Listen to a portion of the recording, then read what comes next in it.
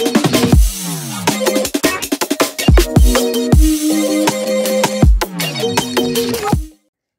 Guys, welcome back to our channel inside out. আজকে আবার চলে এসেছি একটা নতুন রেসিপি নিয়ে। তোমরা দেখতেই পাচ্ছ এটা একটা সম্পূর্ণ আমের রেসিপি। তো কি হতে চলেছে আস্তে আস্তে বুঝতেই পারবে তোমরা, তার জন্য পুরোটা দেখতে হবে। আমগুলোকে ফার্স্টে সেদ্ধ করে নেওয়া হচ্ছে।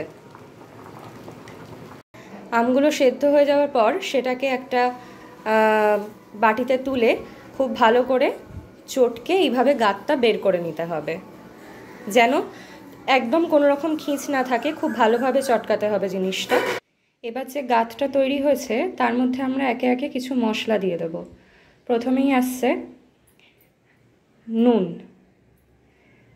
এটা কি বিট নুন দিলে? আচ্ছা আচ্ছা, এটা 5 ফোড়ন গুঁড়ো। এবার আসছে লঙ্কা গুঁড়ো,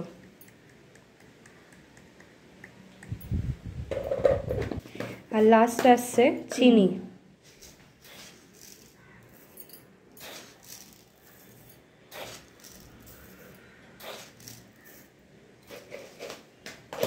এবার সবগুলোকে খুব ভালো করে মিশিয়ে নিতে হবে।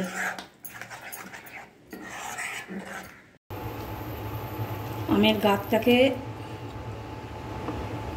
একটু ঘন করে নিচ্ছি। চিনি মেশানো আছে, মধ্যে মশলা দেয়া আছে। এবার একটু ঘন করে নিচ্ছি। এটাকে ঘন হয়ে গেলে তারপর একটা থালার মধ্যে আমসত্ত্বটা ছড়িয়ে দেবো। একটা স্টিলের থালায় অল্প করে তেল মাখিয়ে নিয়েছি যাতে তা উঠে আসা, যাতে দিয়ে এবার শুকুর দিয়েছি। এবার একটু রোদ্দুরে 2 দিন শুকোবো, উঠে আসবে আস্তে আস্তে। আমসত্ত্বটা শুকিয়ে গেছে, কিরকম উঠে আসছে আস্তে আস্তে। এটা আর একটু শুকোলে এইবার এইরকম করে রোল করে দেবো। হ্যাঁ, রোল বানিয়ে দেবো। আচ্ছা, করে রোল হয়ে যাবে, বুঝেছিস? আমসত্ত্বটা শুকিয়েই এসছে, আর একটু শুকোবে। আর একটু শুকোলে এবার করে দেবো। এবার কেটে কেটে মানে খাওয়া যাবে। এইরকম করে কেটে কেটে, হ্যাঁ এরকম করে কেটে কেটে খেয়ে নিতে হবে। খাওয়ার জন্য বসেই আছিস? হ্যাঁ, বাবা, শুকোতে দিবি না, মনে হচ্ছে খেয়ে নিবি।